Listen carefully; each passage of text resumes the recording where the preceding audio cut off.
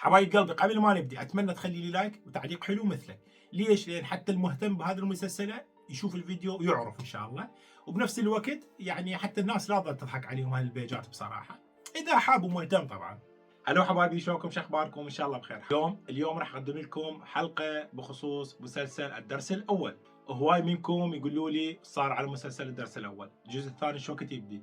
الجزء الثاني مال الدرس الاول شو وقت يبدي؟ كوبيج ثقه انا اثق به ناشر هذا المنشور، خلاه اقرا لكم وبعدين احكي لكم التفاصيل بخصوص هاي المسلسله. طبعا كاتب حبايب قلبي منذ عام 2012 ولغايه هذه اللحظه لا يزال الجمهور يتابع مسلسل الدرس الاول الذي عرض في موسم رمضان على قناه الشرقيه، العمل الذي ترك بصمه خاصه بذاكره المشاهد العراقي وحقق حضور كبير بين الشباب. اليوم يعود ابطال العمل من جديد، ولكن هذه المره بعمل درامي مختلف كليا يجمع نفس النجوم الدرس الاول مثل ما قلت لكم بروح جديده وقص اقرب الى واقع الجمهور.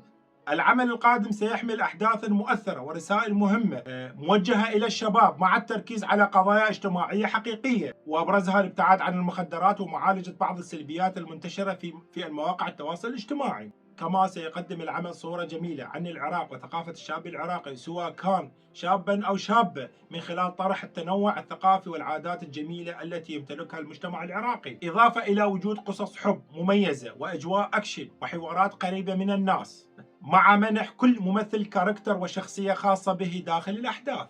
ركزوا شباب، هذا الكلام المهم. وحتى هذه اللحظة لم يتم الكشف رسميا عن اسم المسلسل، حيث لا تزال هناك عدة أسماء مطروحة قبل الإعلان النهائي عن العمل قريبا. العمل من بطولة رزاق أحمد ومحمد البصري علي نجم الدين وعلي النجار ومحمد ثامر وآخرون. واسم المسلسل لحد الآن ما حد يعرف. طيب قلبي، هواي بيجات ناشرين بأنه هذا العمل من بطولة أيضا الفنان قاسم ملاك. هذا الخبر كذب، الفنان قاسم ملاك ما عنده عمل. وهذا الرساله من ابن الفنان قاسم ملاك اللي هو علي قاسم ملاك. راسلته انا وشوفوا ليش جاوبني. ايش قال لي؟ قال لي حجي قاسم ما عنده جزء ثاني من الدرس الاول. ممكن الشباب الفنانين يسوون جزء ثاني وهذا من حقهم طبعا. بالنسبه للفنان قاسم ملاك ماكو، انا مو فرحان لان ماكو، بالعكس اتمنى يكون موجود بصراحه، يعني مشتاق له كلش. بس جاي اوضح حقيقه بعض البيجات اللي تنشر وتلم متابعين ومشاهدات بصراحه. بالنسبه لاسم المسلسل ماكو يقول لك الدرس الثاني والدرس الاخير ومن هاي السوالف. لا يا شباب، مو الدرس الاول، مو الدرس الاول. يعني ليش تمرون بعيد؟ مو الدرس الاول. الدرس الاول راح صورناه، فهذا اللي قاعد نصوره له 3 اسماء، وما نعرف الشركه هي محمد ثامر، هاي احدث صوره له، هو موجود وياهم ان شاء الله، يمثل وياهم بهذه المسلسل من بطولته ايضا. ايش وقت ايش وقت يرجع للعراق الله اعلم. قبل طبعا 26 برمضان راح الفنان رزاق احمد قال ورا العيد يرجع للعراق، يعني مو هذا العيد، ذاك راح الزغير وصارت الاحداث، ويعني الله اعلم شنو اللي تغير بصراحه ما اعرف. انا قلت اسوي حلقه لان هواي منكم بالبث يجوني شو وقت ينزل العمل، شو وقت ينزل، مع العلم انا ناشر فيديوهات 2 والله.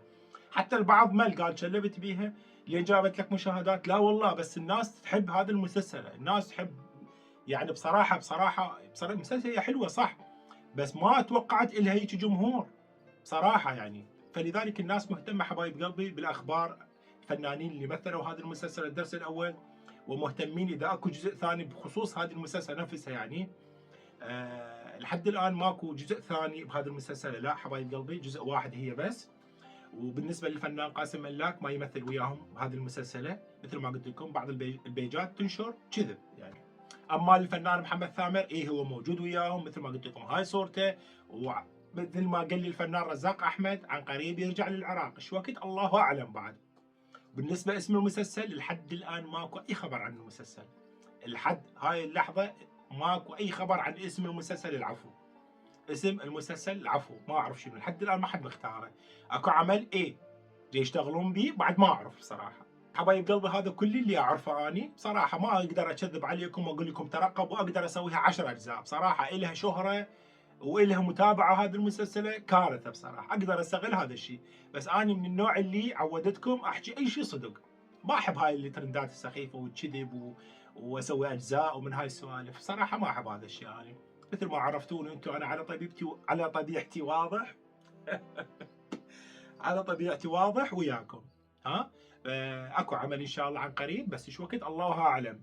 مثل ما قلت لكم اخر شيء اقوله، الفنان قاسم ملاك ما موجود وياهم بهذه المسلسله. المسلسله راح اوضح لان شويه خاف اللي صارت لخبطه. المسلسله الدرس الاول جزء واحد بس، ابطال مسلسل الدرس الاول نفسهم راح يسوون مسلسله خاصه بيهم. الان مو اسمها الدرس الثاني والدرس الاخير، لا، لحد الان ما مختارين لها اسم، لحد الان المسلسله ما مسميه يعني. اوكي، هذا على قول الفنان رزاق احمد احد ابطال المسلسله، مو انا اقول يعني من كيفي. فيا حبايب قلبي اتمنى منكم الدعم بلايك، تعليق حلو مثلكم حتى الناس تشوف هذا الفيديو، واللي ما يعرف يكون عنده علم من خلال هذا الفيديو ان شاء الله. وتحياتي لكم حبايب قلبي، وياكم محمد كفان.